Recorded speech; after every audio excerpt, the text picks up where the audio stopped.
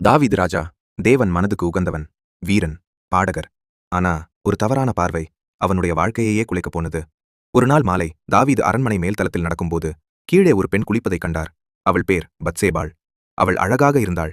அதோட சேர்ந்து தாவீது ஒரு ராஜா, நான் விரும்பினதை எதையும் பெற முடியும்னு நினைக்கிற அதிகாரத்துல இருந்தார். அந்த ஒரு கணம் அவர் தன்னை கட்டுப்படுத்திக் கொள்ளல. அவளை அழைத்து வரச் செய்து அவளுடன் உறவு கொண்டார். அதன் விளைவு பத்சேபாள் கருவுற்றாள்.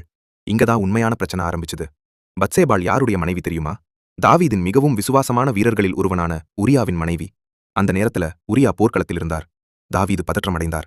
உரியாவை வீட்டுக்கு வரச் செய்தா அவன் தன் மனைவியோட இருப்பான். அப்போ இந்த குழந்தை அவனுடையதுன்னு நினைப்பான்னு ஒரு திட்டம் போட்டார். உரியா வந்தார். ஆனா அவர் என்ன செய்தார் தெரியுமா? அவர் ரொம்ப நேர்மையானவர்.